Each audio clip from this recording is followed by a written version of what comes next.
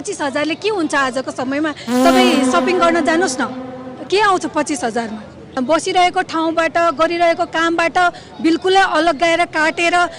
लखेड्ने, अनि अहिले 25,000ले कहाँबाट के हुन्छ मान्छेको? कुरोले नि सोचे होला कि कसको मुखमा पुगेछ आज भनेर पागल हो र चुप्क के भन होला कि सपिङ गर्न रे यो गर्ने त 25,000ले कहाँ पुग्छ रे बिचरा सुकुम्बासी भएर बसेको मान्छेले 25,000 एकैचोटि पाउनु पनि कति मिहिनेत गर्नु थाहा 25,000 कमाउनु 25,000ले कहाँ पुग्छ मान्छेहरू 10-15,000 को लागि महिनाभरि ढाड्से किनेर काम गरेर हुन्छन् ती पनि कमाइ हुँदैन कतिको त 25,000 पाउँदाखेरि 25,000 कहाँ पुग्छ सपिङ गरेर झपक्क हुनलाई त आफैले कमाउने हो सरकारले दिएको पैसाले सपिङ गर्नलाई घरको व्यवस्थापन आफूलाई खान बस्न परिवार पाल्नलाई पो दिएको त 25,000ले कहाँ पुग्छ आजको जमानामा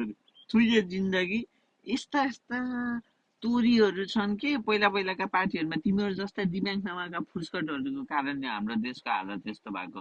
त्यो अनि त्यही हालत सुधार्न भनेर राम्रो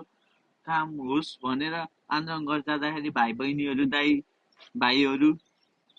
दिदीहरू सबैजनाको मृत्यु भएको तिमीहरू जस्तै मानसिकता भएकाले 25,000 कहाँ पुग्छ सरकारले के गर्न खोजेछ चुप लागेर हेरेर बसाउ न साँच्ची भन्ने नि यिनीहरू मात्र होल्डिङ सेलमा यो भएको छ त्यो भएको छ यसो भएको छ तिमीहरूका हजुरबाहरू आउँदाखेरि चाहिँ तिमीहरूका बाबुहरू हुँदाखेरि चाहिँ कोन के गरेको थिए र के नापेको थिए र कसैले नाटक गर्छन् नचाहिँ कुरामा आर्ग्युमेन्ट गर्दै 25,000ले कहाँ पुग्छ थुतु नेता जिन्दामा तिमीले 25,000 कमाएको जस्तो नि छैन नानी अन्टी हजुरआमा